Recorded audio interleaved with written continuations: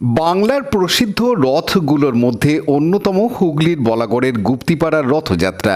সারা বছর জগন্নাথ দেব বৃন্দাবনজিউ মন্দিরে থাকেন, রথযাত্রায় মাসির বাড়ি যান। জানা যায় 1740 সালে এই রথযাত্রা উৎসবের সূচনা হয়। গুপ্তিপাড়ার রথ বৃন্দাবনজিউ রথ নামে পরিচিত। প্রায় 300 বছরের গুপ্তিপাড়ার রথযাত্রা। বছরের অন্য সময়ে ঐতিহ্যপূর্ণ বৃন্দাবন চন্দ্র মঠের পাশে বছরভর এই রথ টিনের খাঁচায় ভরা থাকে। এই রথ 4 তলা, উচ্চতা প্রায় 36 ফুট, দৈর্ঘ্য ও প্রস্থ 34 ফুট করে। আগে 12টা চূড়া ছিল, বর্তমানে 9টি চূড়া। বৃন্দাবন মন্দির থেকে জগন্নাথ, বলরাম আর সুভদ্রা রথে চড়ে যান প্রায় 1 কিলোমিটার দূরে গোঁসাইগঞ্জ বড়বাজারে মাসির বাড়ি। গুপ্তিপাড়া রথযাত্রার একটি নিজস্ব বিশেষত্ব হল ভান্ডার লুট। উল্টো রথের আগের দিন হয় ভান্ডার লুট। গুপ্তিপাড়া রথযাত্রাকে কেন্দ্র করে বিশাল পুলিশ বাহিনী মোতায়েন করা হয়।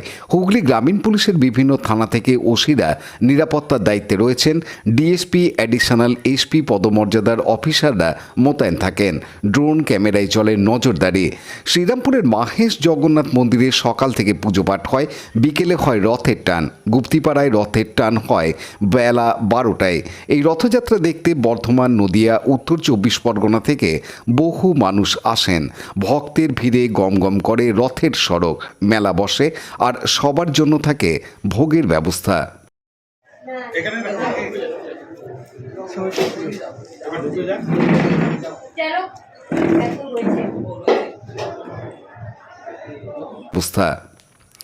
অনুপ্রামাণিকের report, Hooghly TV. Like, share, subscribe করুন হুগলি টিভি।